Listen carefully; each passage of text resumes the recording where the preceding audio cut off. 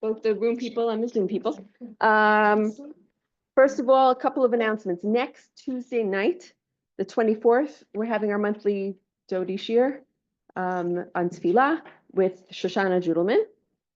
The Monday of Hanukkah, although that week there are no official Matan classes, Rabbi Liebtag felt like, the Monday of Hanukkah, so Rabbi Liebtag felt like he couldn't cancel his class on Hanukkah. That's like, against the whole idea of the holiday, right? So he's opening up his regular class to the Tzibur Rachav. I'll send out information about that year. And our Bat Mitzvah program is hopefully starting after Hanukkah. So if you know anyone who is interested in the Bat Mitzvah program, please send them my way. In addition, we started a little fundraising project. We're calling it Open New Chapters. And I thought it was appropriate to mention it for the first time here because this is a book launch and we hope to get Nechama's book as part of our collection. We are going to do a I don't know what you want to call it, a Mitzvot Kazeh, that you're going to, basically we're asking everyone who can contribute to purchase 2 books, one for our current host, Beit Midrash, in the new Beit Midrash here. They expanded the bookshelves and it's beautiful, and we'd love to help fill the shelves. So we want to donate 1 book for that Beit Midrash and 1 book for our future Beit Midrash that we hope to build shortly. We're in the middle of the Hakza'ah process, and the new building is in memory of Dodi, Tobin, and Avigal Rak, and we hoped this way each will get, buy 2 books, one for the is a Hakarat Tov to Netzach, has been our host for years and years and years and years, and one as the ability to start filling our shelves. And what's unique about the project is we're not just filling it with any books, we're going to fill it with books written by women. So we will have Yael Ziegler's book, and we'll have your book, and you'll be able to dedicate a particular books to fill both the shelves of both Batei Midrash. So see me if you're interested in participating in this exciting project. And last but not least, you're not here to hear all my announcements. Rabbanit Nechama Goldman Barash is most famously here because she was in Mechala with me. But I'm just kidding. That is true. It is true. She made Aliyah from Philadelphia over 20 years ago after graduating Stern College, where we also worked together, but I don't know if we were in the same classes. She is an alumna of Matan's Advanced Talmud Institute and Hilchata program, and she holds a master's in Talmud from Bar Ilan University. She's a graduate of Nishmat Yoetzet Halacha program and their fertility counselor course, and has been certified to teach brides before their weddings, I guess. Okay.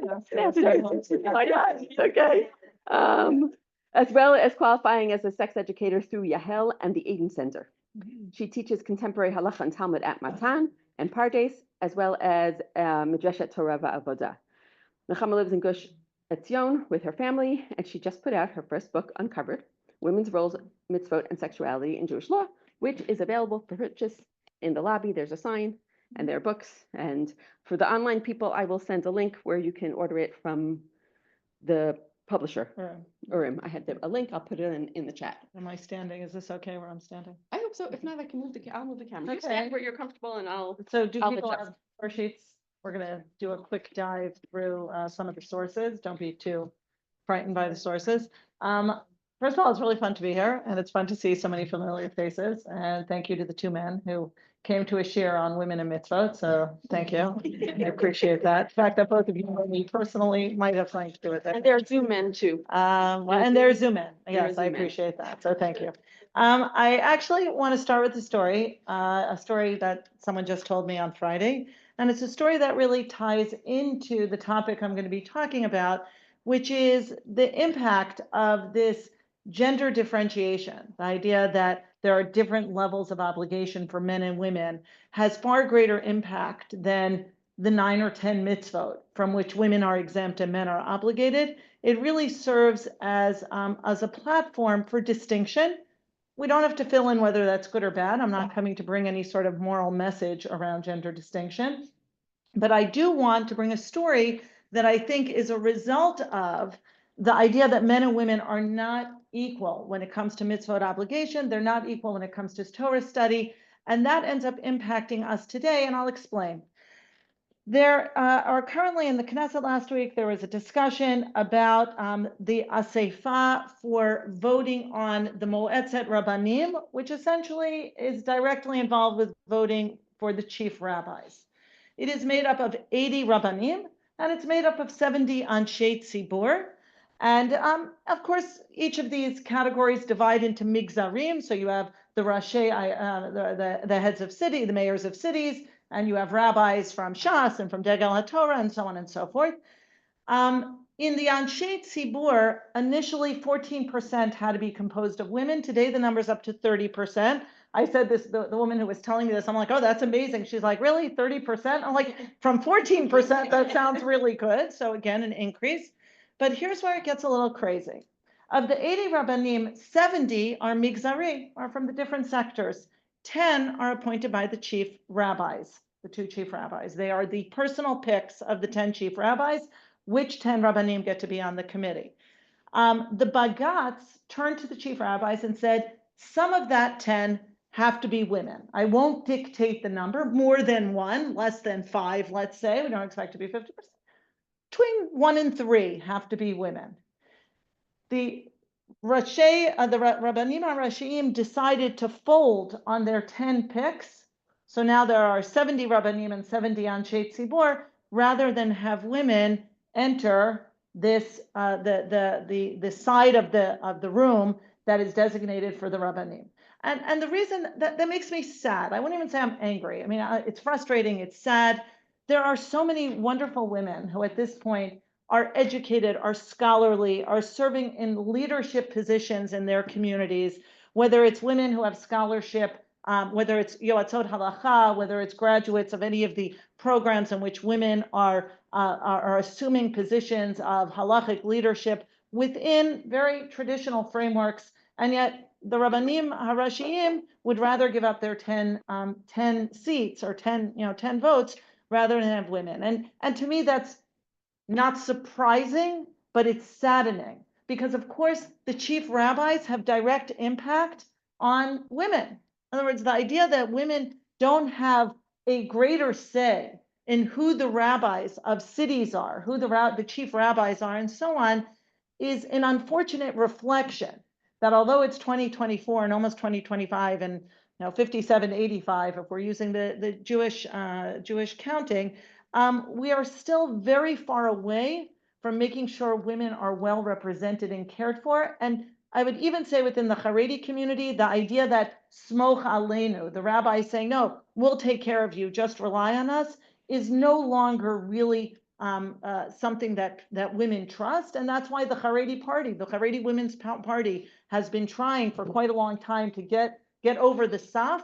One day I believe they will, but part of what they ran on was the reality is that the male rabbinic establishment does not fully represent us and can't. And we need to have representation if we're going to have resources that are going to support and represent our constituency. So I'm bringing that as an example. Here we are, and I often look at I feel the privilege, the zchut of really being here after starting at Michlala and then Stern College, and for the last 40 years, really, and I'm looking around and I see many women who have been on this journey with me and studied in some of the institutions I studied in. Really the privilege of riding a wave post the 1970s and even the most of the 80s, where women were very much fighting for the privilege to learn Talmud, to learn halacha. And, almost organically, I started studying and just programs kept opening up. I would finish a program and then another program would open, and they were funded programs and they were considerate of myself as a woman with children. I'll just say as an anecdote, the one program I actually left, and this is interesting, was the Hartman Educators Program, because they actually took no consideration of the fact of women. You could bring your babies and men were encouraged to bring their babies, but there was no consideration of when Ma'on ended or what the school vacations were. And at Matan and Nishmat, Linda Malmore, I didn't study, but it was the same thing. There was this absolute understanding that if we were going to get anywhere, if we were really going to allow women to study seriously, we could not come into conflict with their role as wife and mother. And I think that's why there's been so much success out of those institutions. The challenge today is getting younger women to continue the process, because my age is already beginning to inch towards in the next 10, 15 years, we really need young women coming in, and really that's something I know many of the institutions are thinking about. So I feel the privilege of my ability to study. I often say to my students, I was much angrier when I was 18, 19, 20, 21. Ariella may remember that. I was a much angrier young woman learning Jewish text and rabbinic text. And I've softened largely because agency and ownership over the text have given me a voice. And it's very fascinating. Once you feel you have a certain mastery and an understanding and a voice, then suddenly you can be less angry and you can actually accomplish things, and you can serve people, serve your community, and use your Torah for mamash, things that are beneficial to yourself and to the community. So that's a little bit about where I am as I teach this, teach over the next 40 minutes or so. So we're going to take a look at Mitzvot Aseh Shazman Grama. It's a topic that I'm sure many of us, everyone have source sheets, just helpful. My mom's yahrzeit is actually on Sunday, so I decided to dedicate it in her memory. Rezel Bat Tzima, it'll be 14 years. She was a woman who very much encouraged me and supported me, and my grandmothers, all very strong women, none of them interested in Talmud, none of them interested in halachic scholarship, right? That was my own journey and my own thing, but very much women who had very strong opinions and direction, and they are very missed, my mother and her mother and my other grandmother. So I want to talk about a Mishnah. I'm going to start with a Mishnah, and I call this Women in Time-Bound Positive Commandments. Really, I will quote Rabbi Alan Haber. Alan, who's a good friend of mine and a colleague at TVA. It really should be time-caused commandments. I can't bring, in the book, I really changed it. Everywhere it says time-caused, you'll notice that. Both Scott Kahn and Alan Haber both said to me, grama, it doesn't mean bound. Like, where did bound come from? But it's really hard to change language. And I've been calling it time-bound for so long that, as you see on the source sheets, I'm still calling it time-bound. This Mishnah in Kiddushin, it's a Mishnah that we'll just quickly look at the first clause. Kol mitzvot haben al ha'av anashim chayavim nashim pturot. Kol mitzvot ha'av al haben achad anashim v'achad nashim chayavim. This first clause doesn't have to do with the talk of the evening, but I'm going to mention it anyway, because here too there has been incredible change. The first sentence is all mitzvot that a father is commanded to do for his son, women are exempted from. And so what we're left with is fathers and sons, not mothers and sons or fathers and daughters, right? It's very, very specific that there are mitzvot that fathers have to do for sons. So really they come down to 6, Brit Milah, Pijon Haben, Limud Torah. Those are all things that a father has to do with his son, really has to do with bringing his son into the covenant. And then the last 3 are also interesting, marrying his son off, teaching him a trade, teaching him to swim. Those, I always say, are about making sure your son becomes an upstanding member of society, right? The idea that you're going to make sure your son gets married. Marriage is essential so that that will lead to children and there will be continuity. There is learning a trade so you don't become a bandit or a burden on society. Today, we want people to become independent in finance, supporting themselves. And learning to swim is really safety, right? The obligation of a parent to teach children basic rules of safety. At the time, much travel was done over bodies of water. And as a result, if you couldn't teach your children to swim, someone asked me today, I taught this Mishnah in Pardes, do Haredim teach their children to swim because of this Mishnah? I don't really know. I would imagine that some do, maybe many do. Today, I often equate it with learning to put on your seatbelt, right? The idea that there are certain basic safety things we teach our children to protect them, crossing the street, looking both ways. What I want to point out about this clause is today we really do expand it to mothers and fathers and sons and daughters. In other words, those 6 mitzvot might be particular to a father and son, although of course fathers were responsible for marrying off their daughters as well, certainly until their daughters reached majority, which was 12 and a half. Okay, so we don't want anyone getting married that young. But today we would look, I often, when I teach rabbinic text, I very much like to find meaning that's relevant to us today.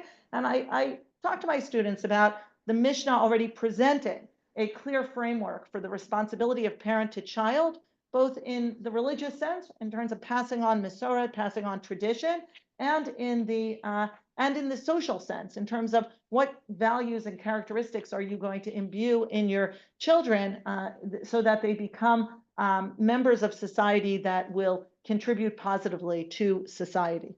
The second clause is that mitzvot that a son has to do for his father, both women and men are equally obligated. Now we've zoomed out. It's not just fathers and sons. It's mothers and fathers and sons and daughters. Sons and daughters are obligated to honor their parents. It's one of the Aseret HaDibrot. And so no one contests that. I'll put as a footnote or an asterisk, once a woman gets married, the 10 commandment, that commandment no longer applies to her. Again, very interesting. The idea is that once she's married, her obligation is first and foremost to husband. It is not to her parents. And so the Masechet Ketubot works with that. So does Kiddushin, the idea that there could be conflict, that a woman cannot be trapped between pull towards mother and father and husband. Her full fidelity has to be towards husband. I would say today, Rav Melamed writes about this in Pnei Halacha, and he says today, many women, it's not a conflict in a marriage, right? You don't want to marry someone who's going to put you in a position where you can't honor or care for your parents. And often women care not only for their parents, sometimes they care for their in-laws as well. Women have a tendency, many women, towards more caretaking. But nonetheless, the law is very interesting. The Mishnah says son and daughter are obligated to honor their parents. But the Gemara comes along and says, well, in marriage, that's going to create conflict. And so with all due respect to the 10 commandments, we, the rabbis of the rabbinic text, are going to actually bypass that once a woman gets married, because then her loyalty and her fidelity are to one man alone. That is her husband. And as a result, she can't be pulled. So I'm just interesting. Not everyone knows that. Hopefully it's not at all relevant. Certainly in Ketubot chapter 7, they talk about if a man denies his wife access to her parents, it's considered a form of abuse. She's entitled to divorce. They're not advocates of husbands who prevent wives from going to see their parents, but they also are big fans of clarity.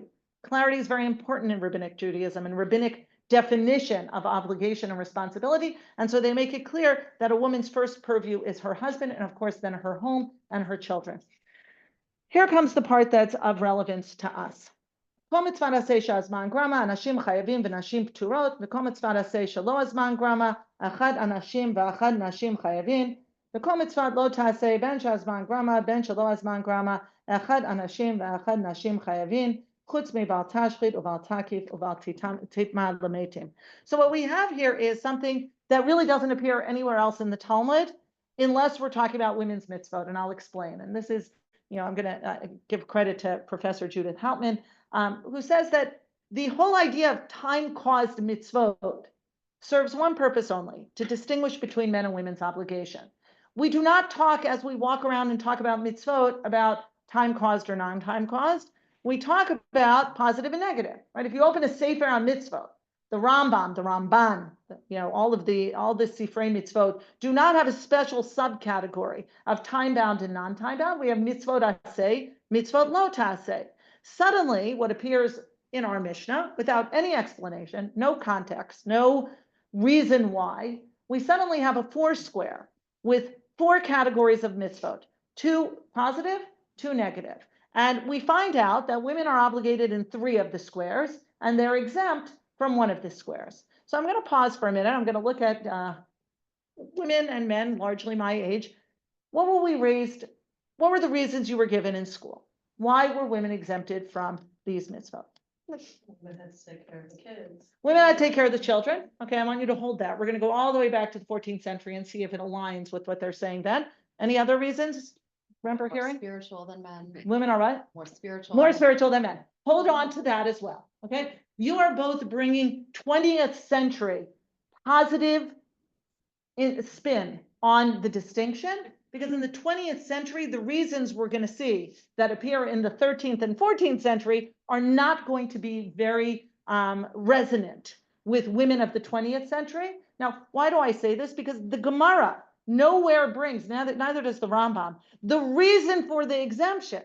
Nowhere. It's assumed as a fact. It's presented as a principle. No psukim to bolster it, and no explanation.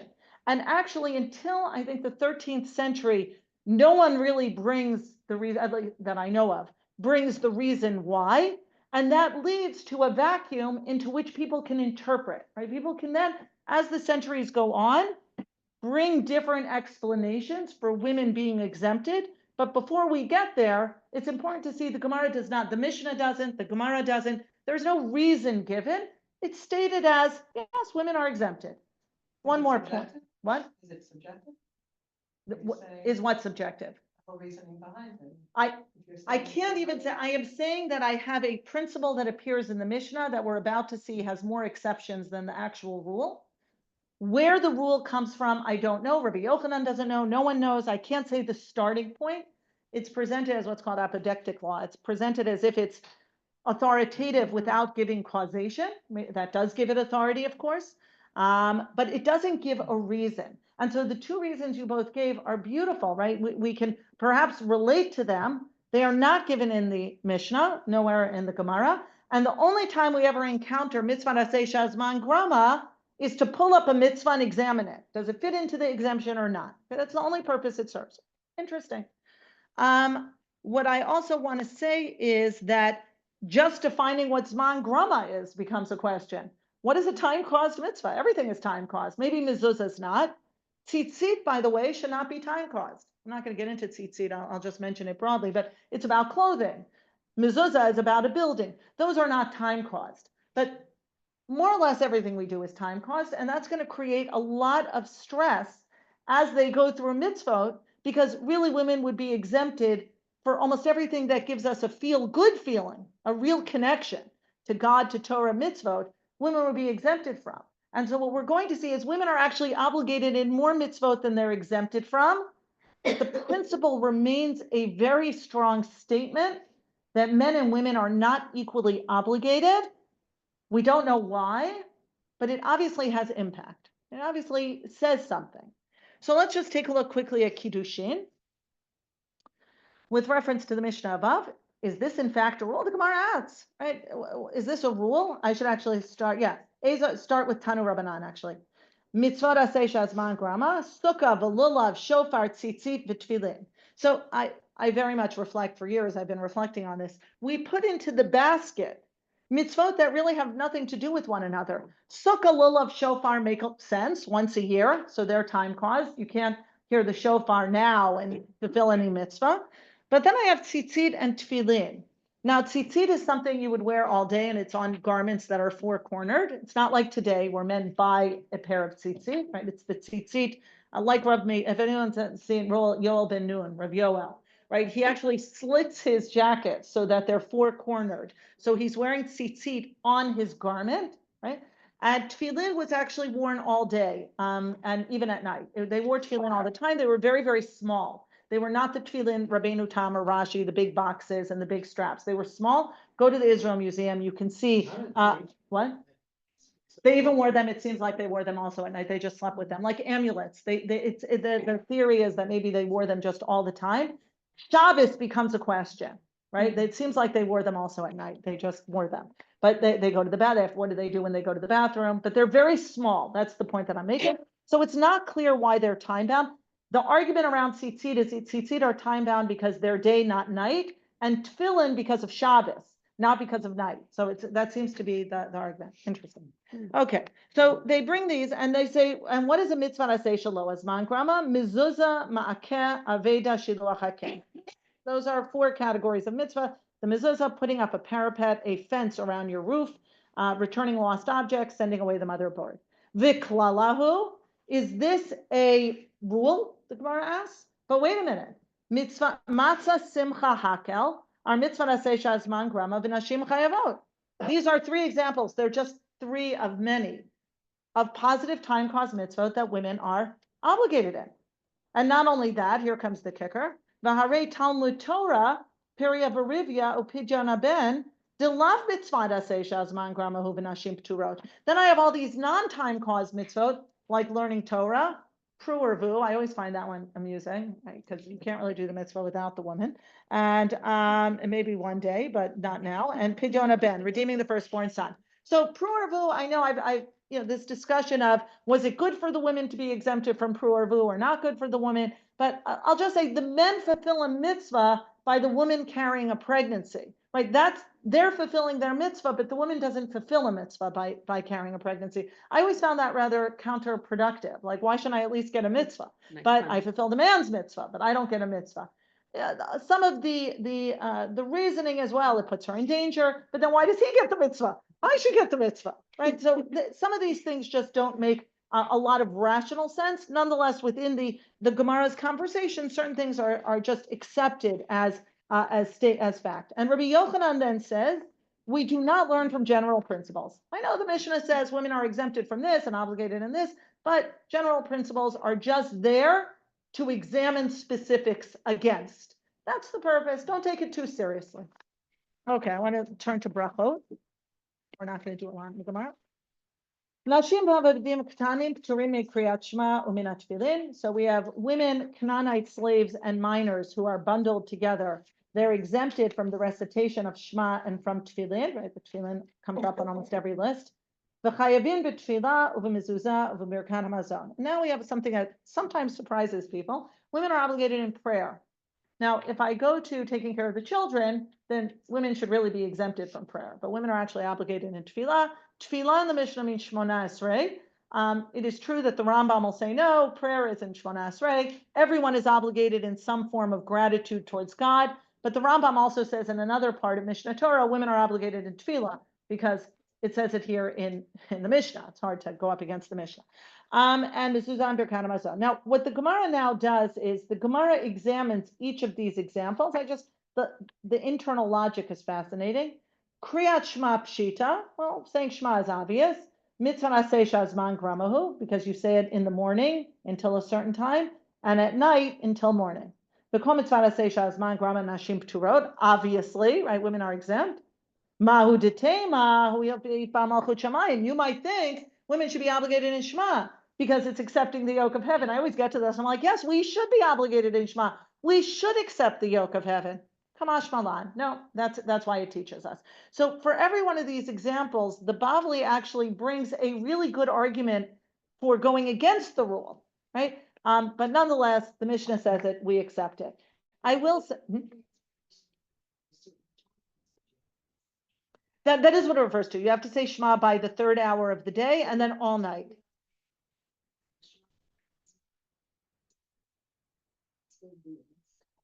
Okay, you're saying if it wasn't within the time, if they say it at any time during the day, yes. No, but tefillah is time bound. Tefillah is definitely time bound. That's what they're about to say. So wait a minute, you're going to see what they do with tefillah because tefillah gets in the way of everything. What about tefillin? So then they come up, well, maybe we could obligate women in tefillin because there's a hekesh with mezuzah in the Shema that tefillin's next to mezuzah. Mezuzah is always last in both parshiot. In one of them, tefillin is next to mezuzah. In the other paragraph, Torah, teaching Torah is next to mezuzah. Mezuzah really could have been the hekesh that actually obligated women and everything, but it didn't. And they say, well, you might think women are obligated. They're not. Now let's get to tefillah. V'chayavin b'tefillah derachmeininhu. Women need mercy from God. They don't need to accept the yoke of heaven, but they need mercy from God. I think it would be a good idea to first accept the yoke of heaven, because then maybe when you daven, God will be more receptive. But they say rachmeininu, and then you might say erev boker tzaharayim. Tefillah is really time bound. Mitzvah aseh shazman grama. What can we do? The Mishnah obligated. Okay, so there's a lack of consistency a little bit in the ones in which we're exempt and obligated, and ma'u detema, what might you say? Even grace after meals, Birkat Hamazon. They basically say you might think meals are time bound. They really were.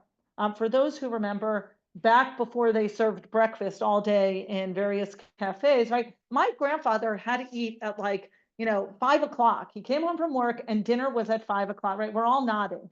Meals for my grandparents were very time bound. My parents got a little bit better, and my house hefker, complete hefker. People eat largely whenever they want, at any time, whatever they want. Am I not right? Things have really changed. But if you go back, certainly pre-electricity, meals were very, very time bound. And that's what the Mishnah is saying, right? This idea, well, maybe we should be exempt from Birkat Hamazon because meals are really time bound. You eat in the morning and you eat before dark in the evening. Only if you're very wealthy, you're going to eat after dark with all the candles. And so maybe women should be exempt from Birkat Hamazon. And I'm just going to say about Birkat Hamazon, what's fascinating is they actually never reach a resolution. They agree women are obligated. They don't know if women and men are equally obligated. And it's almost as if they don't want to decide, because the nafkamina is women could then say the Birkat Hamazon for men if they were equally obligated. But cursed be a man whose wife is going to say Birkat Hamazon. So even if you even open the Shulchan Aruch, it's never decided. Women are obligated, but it's not clear biblical or rabbinic. So they can't be motzi anyone except other women. Again, it's just interesting what things end up getting resolved, what don't. I want to look at some of the exceptions to the rule. We're on page 3. Rav Ada bar Ahava said, Nashim chayavot b'kiddush hayom dvar Torah. Rav Ada bar Ahava, who's an early Amora, first generation Amora, he has authority because of that. Women have to say Kiddush Hayom, not Kiddush of the morning. Not Kiddush. Kiddush Hayom is the nighttime Kiddush, because that is what's Mikadesh, the Yom Shabbat. That's the more serious Kiddush.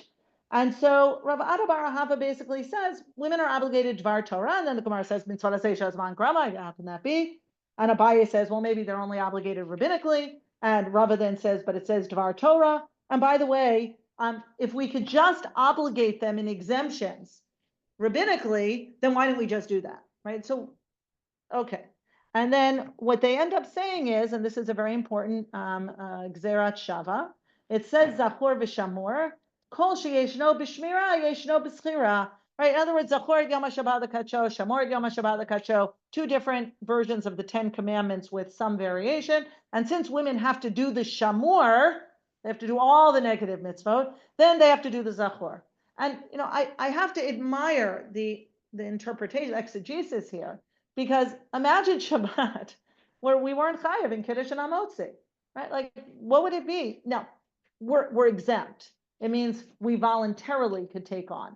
But one of the things that's being examined today is the need for commandedness, that part of the free fall of our children's generation is the sense that there's no limit, right? Everything, the global world and the social media and everything is out there. And what am I obligated to and who am I obligated to? And these questions of commandedness and obligation.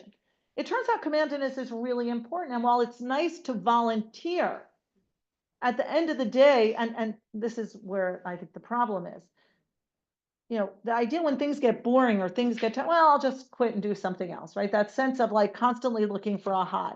All of us know that it's the sense of obligation to a job, to a marriage, to children, the getting up every day to assume the responsibility of our lives. That's where the difficulty is. And volunteering, yes, it's wonderful. It's very important to volunteer, but it doesn't have quite the weightiness. And so if we weren't commanded in Kiddush and Hamotzi, I wonder how many women would just say, you know what, honey, you go ahead. You get started. We'll finish up things in the kitchen, right? How often would that? It would happen. Of course it would happen. Because once I don't have to be there, sometimes I'll show up and sometimes I won't show up. But to not be there for Kiddush, to not be there for all the mitzvot I say on Shabbat, you're already creating a family that is not going to be sitting down together. And that the rabbis already understand is just unfeasible. The women can't do any of the negative. Yes, that we know. But if we don't give them the positive, then what meaning is Shabbat going to have? What meaning is that day going to have without the Kiddush Hayom, literally? And so women are equally obligated to men in Kiddush. And I want to pause for a minute to say, just turn the page. We're going to skip, I talked about their kind of show. I had a lot of sources I left out because it's only a short year, but Nashim chayavot b'kiddush afal pishi mitzvah aseh shazman grama, the Shulchan Aruch, Zachor and Shamor. And then basically he goes on to say that women are obligated also in Havdalah. This is going to surprise people. I know, I'm going to just hold on. Just as they are obligated in Kiddush. And the bottom line is when it comes to mitzvot aseh on Shabbat, I mean, we're talking about Kiddush, lighting candles, men and women equally obligated. It's just that women light the candles, right? But if a man is not married or a man is recently widower, divorced, lo aleinu, he lights his own candles. It's not a woman's mitzvah at its essence. It's a mitzvah of the household. We then have Kiddush and Hamotzi. Women and men are equally obligated. And we have Havdalah, where there's actually some confusion, not for the Shulchan Aruch, Shulchan Aruch says women are equally obligated. It's like Kiddush, right? You enter the Shabbat with a mitzvah and you leave the Shabbat with the mitzvah. Havdalah deserves really its own subject, how we got to where we are. But the Ramah says they should have a man. They should hear it from a man. And they really hear it from a man. That does not reflect the reality today. I remember my sister in college in the Westmont, for those who remember the Westmont, right? It's still there on the Upper West Side. Shabbos would end and she'd literally be running around the Westmont, knocking on doors to find a man to make her Havdalah until my father took out the Aruch HaShulchan. It was like, you know, you can make Havdalah for yourself. The preference in a home where there are men and women and a man who has not made Havdalah in shul is that the man makes Havdalah. It doesn't mean the woman can't make Havdalah, that there's a preference because there's, again, the question of rabbinic, biblical, what the obligation is, that men have a greater obligation and women lesser, has led to a bit of a balagan, that women don't realize they actually can make and should make their own Havdalah and you know, not find a 13-year-old boy to make Havdalah for them, which really, when we talk about kavod, what kavod does that give the woman, the household, the mitzvah? So I want to pause for a minute because I think for most people, what has happened over thousands of years is men really are in charge of, in the home, not to mention in the shul, of the liturgy, right? So a man makes Kiddush, a man makes Hamotzi, a man makes Havdalah, and we've gotten used to that. What's happened in the last, I would say, 50 years is, first of all, we have men and women who are remaining single for far longer than they did in my time, and certainly in my mother's time, and certainly in my grandparents' time, right? The age of marriage has gone up. Many people remain single. And so this model of, well, the man makes Kiddush and the woman does not, is confusing for men and women, for women particularly, who stay single. What are they supposed to do? They're supposed to be waiting for a man to make, their father made Kiddush, but they don't have a husband. So we really need to make it very clear that women have a chiyuv.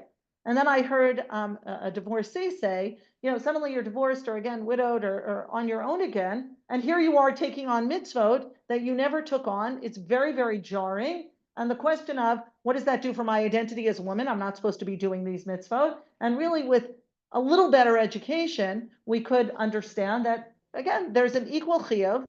It's true that traditionally in a home where there was a husband and wife, husband made Kiddush and Hamotzi, and the woman did not. But that doesn't mean a woman can't or shouldn't. And today you see, certainly in the more, I would say, liberal, slight more on the left, I would say, first of all, women are making Hamotzi even in the mainstream Orthodox homes. But sometimes the woman will make Kiddush and the man will make Hamotzi. A little bit of thinking which mitzvah works for us. And I heard a divorcee say, I was on a panel with her once, she said she got divorced and suddenly she had to do all these mitzvahs. She didn't really want to do them, but what can she wasn't going to ask her son to do them. She was the head of the household, right? That sense of like, I'm going to ask my 13-year-old son, but I'm the parent. Like I need to do this. And then when she remarried, she kind of said to her husband, okay, now you can take Kiddush back. And he's like, no, I don't want to make Kiddush. I don't like wine. I don't want to be the one drinking Kiddush. Like, let me, you do it. And so she said it was so bizarre, right? Like suddenly you're new, that even within a marriage, not everything has to stay the same. So I say that just as something to think about, and in terms of perhaps helping single people, men who have to light candles and women who find themselves making Kiddush and Havdalah, not just normalize it, say that's the halacha. My brother and I, where is he? Hi, Dina. I'm going to quote an argument I had with Dov recently. I always do. It's my sister-in-law, Dina. We ended up in an argument because I make hamotzi. I've been making hamotzi since I'm first married. It was one of the things my husband and I agreed on. I love making hamotzi. And we got into an argument whether it's feminist agenda that I make hamotzi.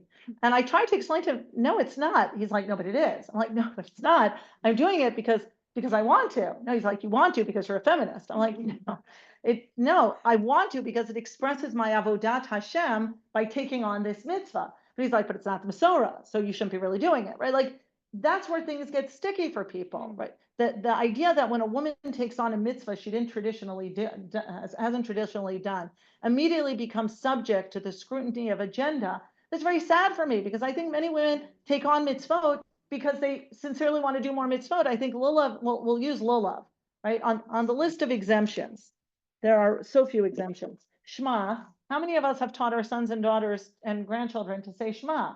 I hope all of us, right? I hope all of us are still saying Shema, right? The idea is Shema is something, despite the exemption, that men and women say. Sukkah, and we all sit in the sukkah. Even my grandmother, except that there were 13 children, so I write about that. She had to sit in the kitchen. But when she got married and built her sukkah, it was a sukkah that not only did she sit in, my mother refused to not eat in the sukkah, and I write about this in the book, to the annoyance of the men, because we would get to places and there wasn't room, and I'm the feminist, and I'd be like, no, there isn't room. I get it. They have a chiyuv. I don't. It's okay. I'll eat outside. My mother absolutely, she wasn't a feminist, particular feminist. She absolutely refused. She's like, it's my mitzvah. I've been doing this my whole life. I'm not stopping just because there isn't room. Like, you move over. Right. That wasn't agenda. That was truly from a place of this was her mitzvah. No one was taking away from her. Shofar also. Women are exempted from shofar. And yet, how many women bend over backwards and there are second shofar blowings and the Chabad rabbi or the rabbi of the shul or will go from house to house of sick women. They're exempt. But notice, right, which mitzvot become absolutely normalized and acceptable as as acceptable avodat Hashem, and then there are those that remain very suspect. Lulav, I'll go to Lulav because I think it's an incredible example. When I started, got moved to Gush Etzion, started buying my own lulav and etrog. I love buying my own lulav and etrog. It's really, again, a beautiful connection to a mitzvah. And I was really one of the only women. Today in Elazar, there are a nice number, but Alon Shvut has a gemach for women who forget their lulav and etrog. Like so many women bring the lulav and etrog that there's no room for there's so many lulavim and etrogim.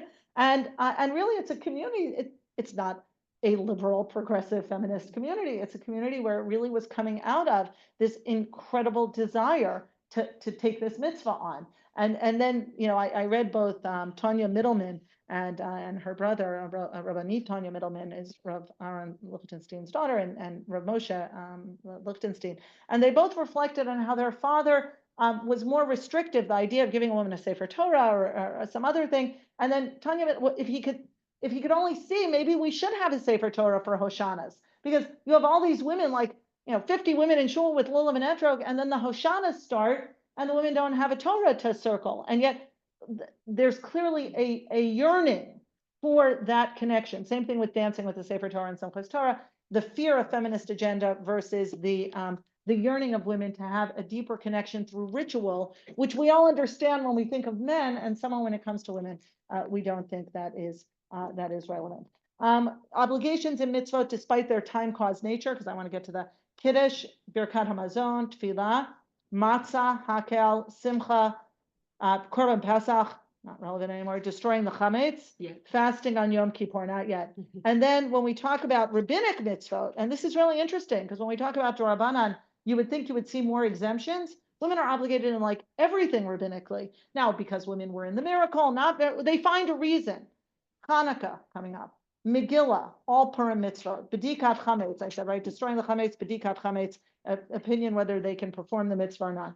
4 cups of wine, halal in the night of Pesach, lechem mishnah, lighting Shabbat candles, havdalah, erev tavshilin. Those are all things that women are obligated in. And so the question of, but they're the children. But now when I have to go hear the Megillah, right? There are things in which they're the children, but not when it comes to the 4 cups of wine and sitting at the Seder. So it's interesting. I'm just, there's a somewhat an inconsistency within the whole world of women's exemption that doesn't really add up when we look at the cycle of the year and the way in which women are actually very active in many mitzvot aseh shazman grama, and yet the ones that there are exemptions for become in some ways bigger than they actually are. The two that have remained very contentious, tefillin and tzitzit, a different share, something I can come back and talk about, but they were of course taken up by the reform movement and in the beginning of the 20th century, and they remain as a result very politicized.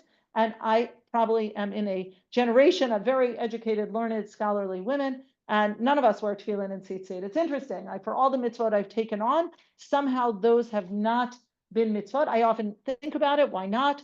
I even tried once, and my students bought me a talit. They thought that my Lindenbaum students, and it just didn't speak to me. And I reflect myself. Why is that?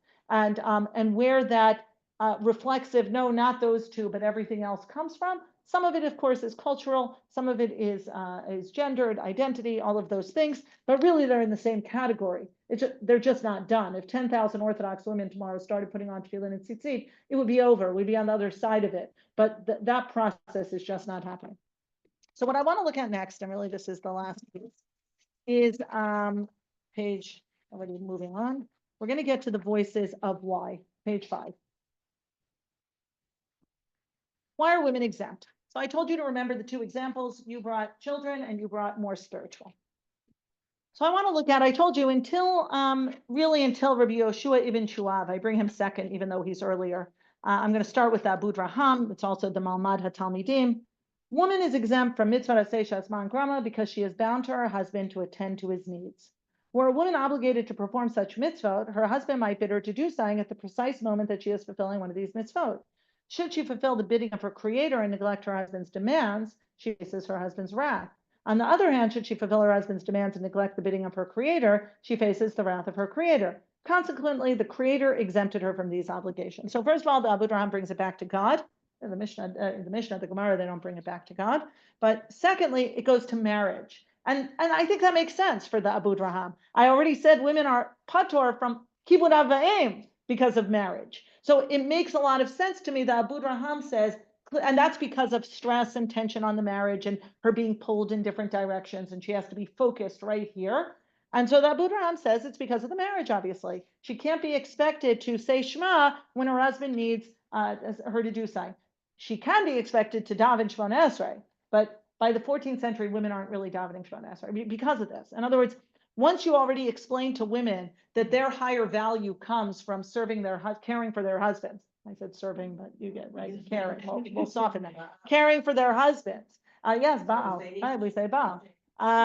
So serving and caring for their husbands and their children.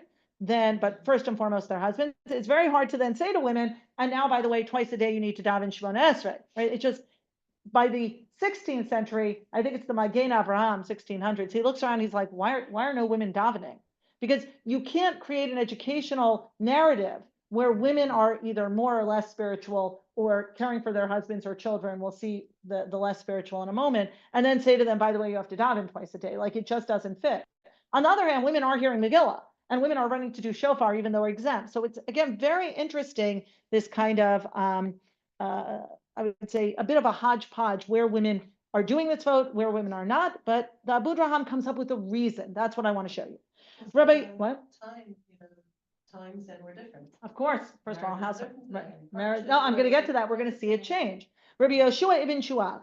Therefore, men bless every day. He has not made me a kutite. He has not made me a slave. He has not made me a woman, because the souls of Israel are holier than that of other nations. Okay, and from Canaanite slaves, and even from women. And even though women are relevant with regard to mitzvot, and they are from Israelite seed, their souls are not like the souls of men. Rabbi Yoshua ibn Shuav says, and this is very Aristotelian, and Rav Kook is going to say the same thing, that women are actually less spiritual than men, because women are matter and men are form. No, men are matter. Yeah, what? I think women.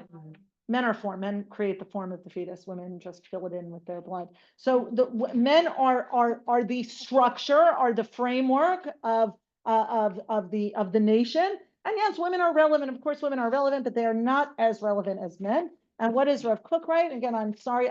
I'm not bringing this to deconstruct or create tension with Rav Kook. It's tremendous gadol and a tremendous love for Am Yisrael and all of those things. And yet, this source is important because it's going to be flipped right afterwards.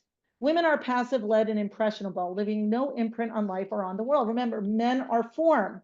Without men, women are going to, it's like water being held without a container. Women are water. That's wonderful. But water needs a container. Thus, men's essence is more elevated, since men are form and women are matter, he says it. Hence, men are more fortunate and recite the blessing, who has not made me a woman. They do not teach this in day schools. Right? They just don't. When they teach why men say Shelo Asani Isha, they say no, it's because men are less spiritual and men have to have more mitzvot, right? That's what they teach, but that is not the earlier understanding. I'm not saying that understanding isn't necessarily more right than another, right? But there is an earlier understanding that actually says the opposite. Things change in the 19th century. Rav Shimshon Rafar Hirsch, he basically says clearly women's exemption is not a consequence of their diminished worth, nor is it because the Torah found them unfit, etc., etc. He says women have a great love and holy enthusiasm for their love and divine worship, exceeding that of men. We see the flip even before Rav Kook. Rav Kook is an Aristotelian in his philosophy, and so he's following a kind of Aristotelian approach to the difference between men and women, and he echoes Ibn Shuav. Rav Hirsch, who lives before Rav Kook, already is women are more spiritual. He's actually following the Maharal of Prague, who says that women did not sin with the golden calf, and that shows women are actually more spiritual than men. Okay, so that's where we see a flip, and now we get to the children. Women are freed from performing mitzvot, which are obligatory, and so on and so forth. And when the male performs the mitzvah, it's unnecessary for a woman to do it. She has been included with him at that time. This is very different than the woman serving her husband. This is when the man does his mitzvah, ishto kegufo, to the point that she gets the zchut when he does the mitzvah. There was a video when last Daf Yomi cycle that ended. There was this video going around basically saying to the women, you are celebrating with the men, you doing the laundry and you letting your husband go at night and taking care of the children. And it was a very, very empowering music, in a sense, a little bit like Rocky, you've done it, right? But it's coming from, Rav Schneerson is saying the same thing. Don't look for equality in mitzvot. It's not necessary. It's redundant. When the men do the mitzvot, you're exempted from. When the men learn Torah, you are getting a zchut. And I'm not, this really is not just a narrative, it's a belief system on which the Haredi world is built. It continues to be built, right? More women are learning Torah there as well, of course, but the idea that the man's Torah is what sustains the world is very much a pillar, foundation of how the Haredim see the world. And Rav Schneerson is saying, you are getting zchuyot. In other words, when Torah frees a woman from certain mitzvot, it frees her only from doing them so that she can devote her time and energies to her unique mission. The state of wholeness and perfection that is attained and the reward that accrues pertains to women also through her husband performing them. I cut off, I don't have Rav Moshe Feinstein. He talks about the fact that women are caring more for children. Most women can't afford the kind of caretaker that would free up their time to the extent that they could go to Minyan 3 times a day. And so really he goes to the children. He's not the only one. So the 20th century, late 19th, 20th century see a flip from what I would call a more negativist attitude, right? Serving the husband or women spiritually inferior, to a flip that is meant to be inspiring and empowering, and the idea that women are exempted, not because there's anything degrading, but because women are caring for the children, which is certainly more empowering or more understandable than the husband, who's her partner, right? Caring for him, she's their partners, and the spiritual superiority, or spiritually have more love and enthusiasm. And I'm not coming to say any opinion or interpretation is more right than another. I'm just explaining, right? Over the 1,000 years, there is ongoing discussion. Why are women exempt? Because clearly the exemption matters. It makes a difference. It has impact. And especially in the 20th century, where feminism begins to raise its voice, and orthodoxy, traditional gender spaces have to begin to think about and articulate answers to why men and women are not equal. These are very traditional answers that are meant to inspire and not denigrate. Let's take a look at what happens with women's voices. So I'm going to bring 3 women. I'll try to do this quickly, and then we'll end. I'm going to bring Dr. Tamar Ross, Rachel Adler, and who's also, I think she's a rabbi at this point, and she left Orthodoxy for the Reform movement. Part of it was the women thing, and Blue Greenberg. But at the time Rachel Adler wrote this, she was Orthodox. So I'm bringing it. So what happens when women's voices, again, everything I've brought until now, we have the Mishnah, we have the Gemara, we have the Rishonim, we have the Achronim, it's all men's voices weighing in on this bifurcation, this one square of women's exemption, which is not prohibition, right? If I go back to conversations with my brother or with other people about women taking on positive time-bound mitzvah, well, you shouldn't do it. It's not the Mesorah. But at its essence, these are mitzvah we were exempt. There's a very clear language of p'tur. P'tur is not asur, right? And yet, when things aren't done, then they start becoming prohibited because of what it represents, the idea of changing something that is the way we've been doing things for so long. Dr. Tamar Ross, I'm going to start with her. Dr. Tamar Ross, I hope you all know her. She wrote a book called Expanding the Palace of Torah. She lives in our Arzea Bira. I don't know if she still lives there. She lived there when I was growing up. She was a professor at Bar Ilan University. She came out of a more Haredi world, and yet she is an incredible scholar, and she became an Orthodox feminist. And she wrote this book, and it got her into a lot of trouble at the time. A few rabbinic sources appear to have assumed that all the commandments were at the outset addressed only to men. This would mandate examining each mitzvah separately in order to see whether it might apply to women as well. The established consensus of rabbinic law, however, is that all negative commandments of the Torah apply equally to men. Oh, we skipped that. That was really redundant. The Mishnah attempts to understand distinctions in the halachic obligation of men and women that are not biologically based in a neat legal logical principle. Okay, and so this idea of time bound, very good. As further examples will demonstrate, men's greater religious obligations, whether or not they are actually fulfilled, confer other legal privileges. By the same token, women's lesser obligations disenfranchise them in many areas. As in the case of other classes situated on the hierarchical scale, difference in religious responsibility then serves as rationale for women's diminished valuation. Under certain circumstances, the legal repercussions are significant indeed.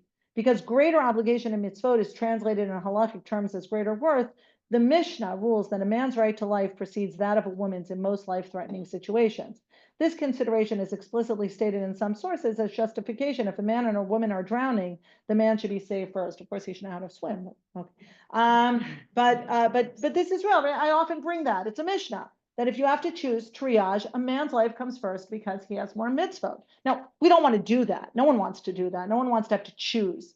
But no one is saying what Tamar Ross comes along and says. In other words, in all of the sources, there's going to be more of an apologetic. No, you don't really understand. It's not really like that. We don't mean that. But she comes along and she reads it and she's like, but that's what it's saying, right? This is what is being said, and it has impact on the way we look at women in society.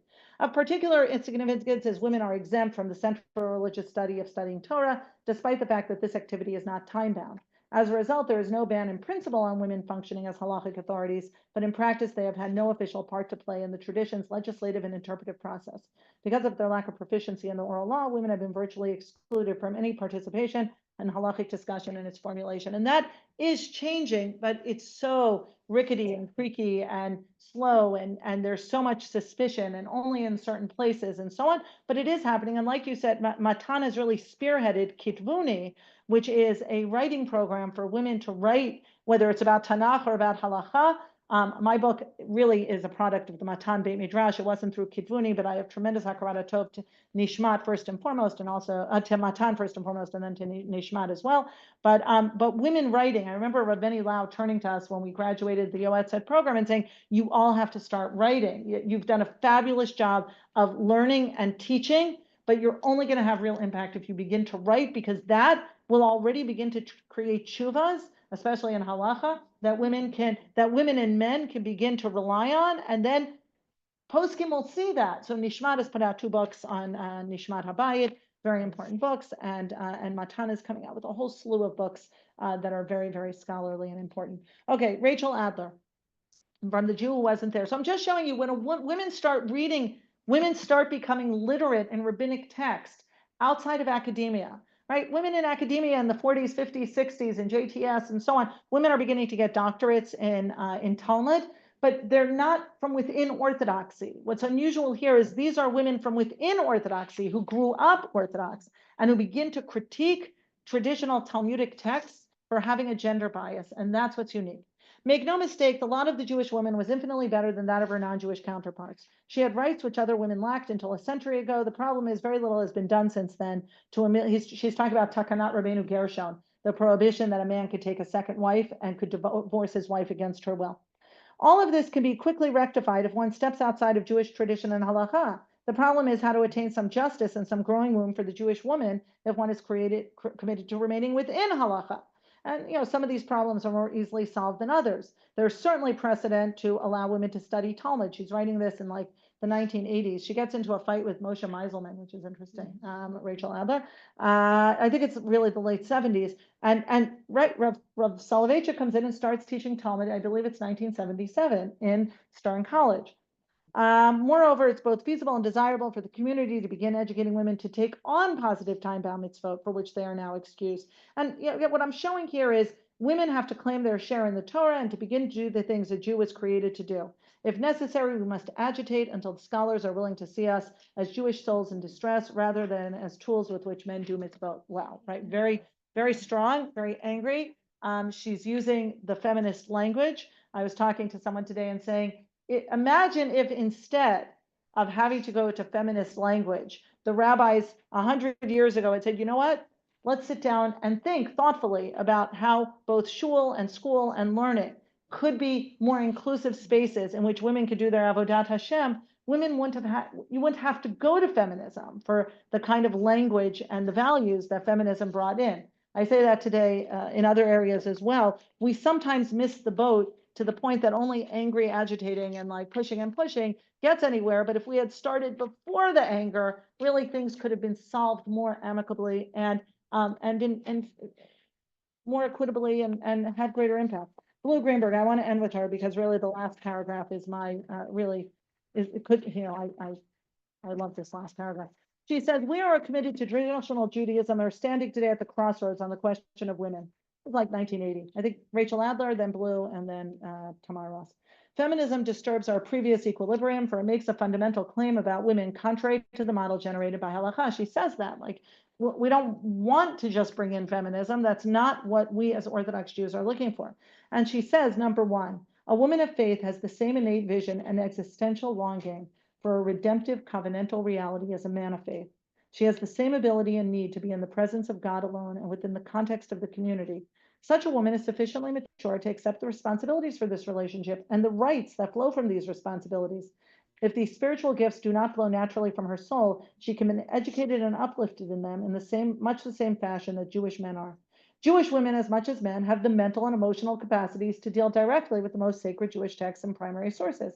They are capable of interpreting tradition based on the sources. They can be involved in the decision-making process. Some women, as some men, are capable of functioning in the positions of authority. It took a long, long time from the time she wrote this, like 30 years, until women got there. Women as a class should not find themselves in discriminatory positions in personal situations in matters such as marriage and divorce. One of the things she really has fought her whole life for is the aguna situation, and we have still not solved the aguna. Here we are, 40 years, really 50 years into what has been massive resources, arguments, discussions, discourse, and it's gotten better, but there's still such a long way to go. There are still too many agunot. On the whole, I believe that a Jew has a better chance of living a worthwhile life if he or she lives a life according to halakha. Therefore, I do not feel threatened when addressing the questions of the new needs of women in Judaism, nor in admitting the limitations of halakha in this area. Indeed, it is my very faith in halachic Judaism that makes me believe we can search within it for a new level of perfection, as Jews have been doing for 3,000 years. Thank you very much. And with that really is my own. Yes. Thank you very much. I'm happy to take any questions and find any books if anyone wants to find a book. And thank you very much, please.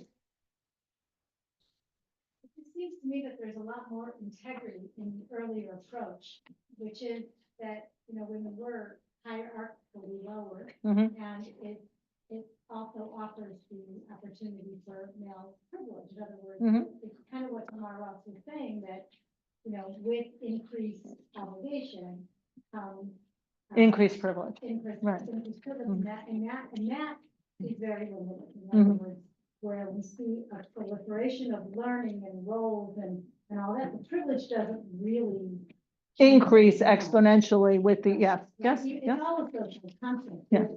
Yes, well, that is where I started by saying here we have something that would be so easy to bring more women in. The vote for the Moatzat Rabbanim to appoint rabbis and chief rabbis, it should be a no-brainer to bring in a few learned women. It shouldn't be threatening. And here we are, and even with all the learning, it's not increasing it's not changing hierarchy. Yeah, an observation. Question about Kiddush, what you said about Kiddush being the same Equal obligation. Right, so that's not, isn't it that a woman can do Kiddush for another woman, but not for no, a man? she can make Kiddush for a man. It is an equal obligation. It's only when there is not an equal obligation, like Birkat Hamazon, which is not resolved, or Havdalah. Those are the two. Morning? Shabbat morning, yeah. Shabbat It's both morning, rabbinic for both of them. There's okay. no biblical obligation in the morning. So it's equal obligation. Okay. But when things become taboo, and particularly around liturgy, people aren't comfortable doing them, or they feel it's prohibited somehow. halachically, it is absolutely, the Rambam says it, the Shulchan Aruch says it, women have an equal obligation, which means they can be motzi men in Kiddush. And yeah. Well, then, so, yeah, so hamotzi is the same, hamotzi is the same thing, it is the same, I can send you even the source, you can pull out and say, here, it says that women have equal obligation. But, because it hasn't been done, it makes people very uncomfortable, as if there's something wrong with it. Megillah becomes an interesting question, because it seems like the earlier layer of Talmud says women are equally obligated to men, which suggests the same thing. And then you have some backpedaling that no, they can only read it for women. But the idea that cursed be a woman who reads or for men, or the quota tzibur, the idea women having aliyot or reading Torah somehow impairs the dignity, I think all speaks. I'm going to say my own feeling is, back then, women being literate when men were not was considered to be really very humiliating. To men who had more responsibility and more privilege, but not all men were literate. I know we like to think all men are literate because of learning Torah, but the reality is not all men are literate, and that would be very embarrassing. And you see that, by the way, in non-Jewish society as well. The idea of a literate woman when there are men who are illiterate is very threatening to the fabric of society. So yes, the obligation is equal. Anyone else? Yeah. Bruria not seem to be threatening to people. Oh. I'd say like Deborah, but I know that the commentators say, well, really, Boaz, there was no leader, so it was almost like embarrassing that a woman. But Bruria, it seems like there's no one that comments No, there her are in any sort of negative. Oh, yes, then I need to give a share on Bruria, or read Gila Fine's new book on Bruria. Really excellent analysis. Bruria is extremely threatening. The schools that are called Bruria, and there's been a little bit of a those are choosing which of the narratives to look at, but there are some very negative approaches to Bruria. No, on Bruria, really on Bruria. I wish I could say that no one was threatened by Bruria, but it's just not true. And so much so that it seems like a particularly offensive ending was invented for her and stuck into a Rashi, probably not Rashi, say it really just giving her a very immoral end in order to use as like, this is what happens when women study. So I'm glad you don't know it, but I would say, should you want to expand your understanding of Bruria, Bruria becomes very problematic later on, not so much in the Talmud, you're right. I was saying, In the from the Talmud, it doesn't In seem the like Talmud, that there's was really, criticizing. right, they don't really seem to criticize her in the Talmud, it's later. Then they look back and they're like, oh my God, here's this very learned. Revisionist history is one thing, Yes. but like, Yes. I'm saying in the Talmud, as opposed to like, I think, right. already even in the text, Yeah. there's some sort of. I think tension. that's the way the Midrash reads it. Not the story in Shoftim, I think, is very admiring of Devorah. I think you're right that the Midrash comes in and is less, but you're right that in the Talmud, I'll agree with you that Bruria is not. She's an outlier, a bit of an outlier, and she has a husband and a father who are very learned, and so she's given. There's a certain admiration for her, for a woman who's that So I smart. almost wonder Why did that not continue? Yeah. Why Yeah. is she the Yeah. outlier? Because of what happened later, where they're like, wait a minute, maybe this is, like, But that's a backward, like you're Yeah, saying, that's a. it goes revisionist backwards. We went backward precedent. in Bruria. So. Yes, that's very, thank you. I'm glad we clarified. The Talmud doesn't seem to be threatened by Bruria, but later on, there's also Yalta, there's Ima Shalom. There are a few very learned women in the Talmud but they are married to very learned men, and so it's given they're given a kind of So that's credibility maybe because how of they that. had the access to it, almost like in some ways Yeah. they had the literacy Yeah, because of yes, their yes, husband, because of who they were, yes. but yeah. that doesn't still reflect negatively on On them, them in the way yeah. that the Gemara, like the Talmud, portrays these women. Yeah, that is true. That's a good point, yeah. But Good also, time. I mean, from Benot Slavchad, Benot Slavchad also. and then we're on the back of the bus. Yeah, Right. on the back of the bus. Benot Slavchad are very much admired by Or the the Talmud. Neshei Tzidkaniot that Yeah, I mentioned. Nashim Tzidkaniot. There are a lot of powerful models of women I give a different share on different models of Talmudic discourse around women, which is a little that talks about the different voices, some of which are very negative about women and some of which are very positive about women, and you end up having both. Okay, thank you very much. I know it's late. I'm going to let you go. Thank you for coming out. Thank you very much. You're very welcome. Yeah, the book is available. Good night, everybody.